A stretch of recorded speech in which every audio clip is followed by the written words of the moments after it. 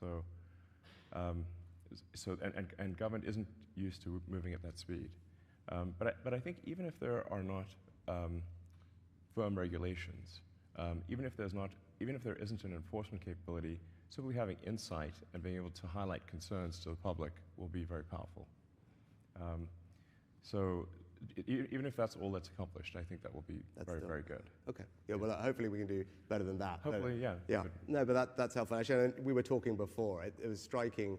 You're someone who spent their life in technology, living Moore's law, and what was interesting over the last couple of days, talking to everyone who's doing the development of this, and I think you'd concur with this, is just the pace of advancement here is unlike anything all of you have seen in your careers in technology. Is that fair? Because you've got these kind of compounding effects from the hardware and the data and the personnel.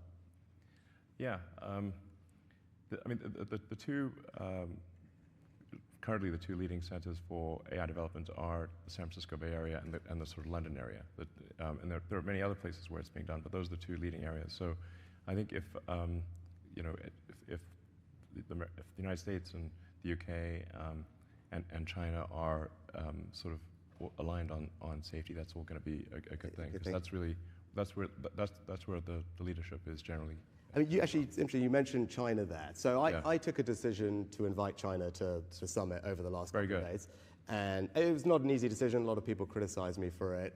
My view was if you're going to try and have serious conversation, you need to. But what would your thoughts? You do business all around the world. You just talked about it there. Yeah.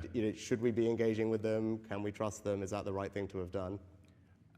If China is not on board with AI safety, it's somewhat of a moot situation. The single biggest objection that I get to any kind of AI regulation or sort of safety controls are, well, China's not going to do it, and therefore they will just jump into the lead and exceed us all.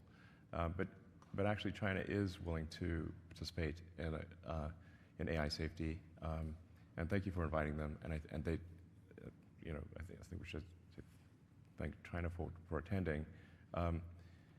When I was in China earlier this year, my main subject of discussion with the leadership in China was AI safety, and saying that this is really something that they should care about, and they took it seriously, and you are too, which is great. And having them here, I think, was essential. Really, if they're not participants, it's pointless. It's pointless. Yeah. No, and I think we were pleased. I think they were engaged yesterday in the discussions and actually ended up signing the same communique that everyone else did. That's great. Which is a good start, right? And as I said, we need everyone to approach this in a similar way if we're going to have, I think, a realistic chance of resolving it. I was going to you talked about innovation earlier and regulation being annoying. There was a good debate today we had about open source. And I think you've kind of been a proponent of algorithmic transparency and making some of the X algorithms public. And we were talking about Geoffrey Hinton on the way in. Yeah. He's been very concerned about open source models being used by bad actors.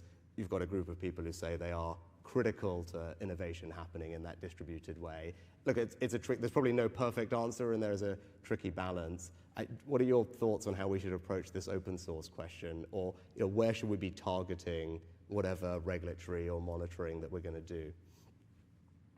Well, the open source algorithms and data tend to lag the closed source by 6 to 12 months.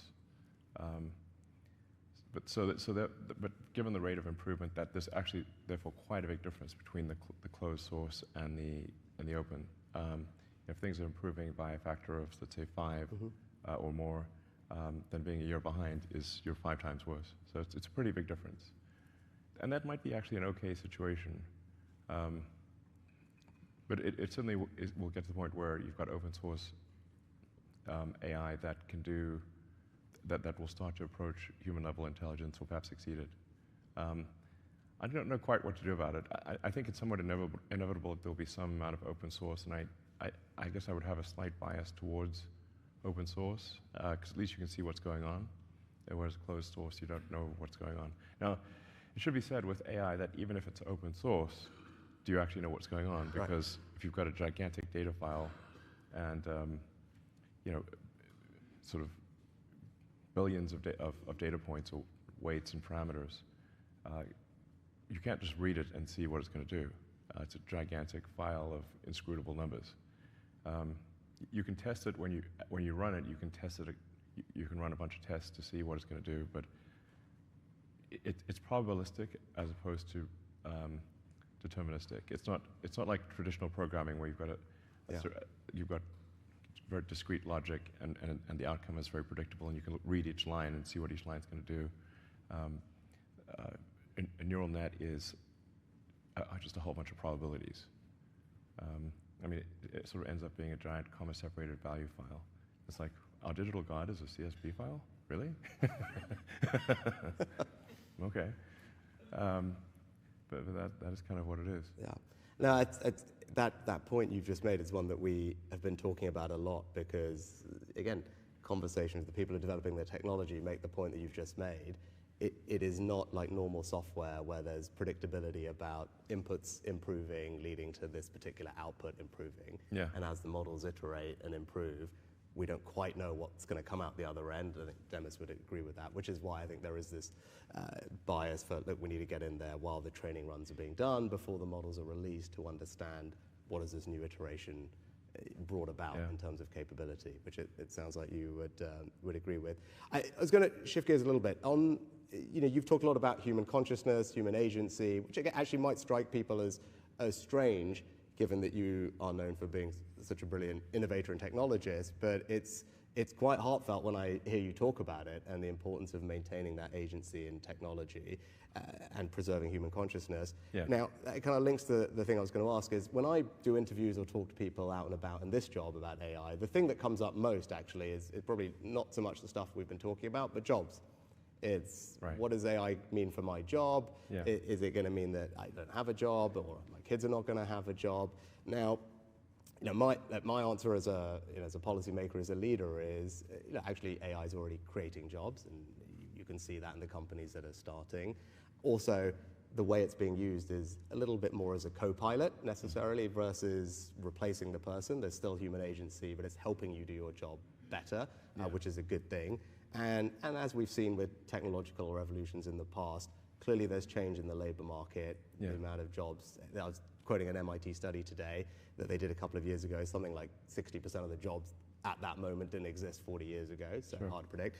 And my job is to create an incredible education system, whether it's at school, whether it's retraining people at any point in their career, because ultimately if we've got a skilled population, they'll be able to keep up with the pace of change and have a good life. But that it's still a concern. And what would your kind of observation be on AI and the impact on labor markets and people's jobs, and how they should feel about that as they think about this? Well, I think we are seeing the most disruptive force in history here. Where we have for the first time, we will have for the first time something that is smarter than the smartest human. And that, I mean, it's hard to say exactly what that moment is, but there will come a point where no job is needed. You can have a job if you want to have a job for sort of personal satisfaction, but the AI will be able to do everything. So I don't know if that makes people comfortable or uncomfortable. That's why I say if you wish for a magic genie, that gives you any wishes you want, and there's no limit. You don't have this three wish limit nonsense. You just have as many wishes as you want.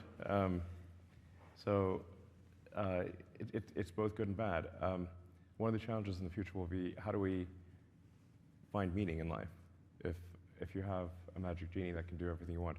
I do think it's hard. When there's new technology, it tends to usually follow an S-curve. In this case, we're going to be on the exponential portion of the S-curve for a long time,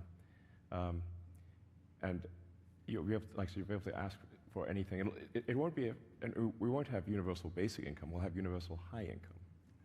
So in some sense, it'll be somewhat of a leveler or an equalizer, because really, I think everyone will have access to this magic genie.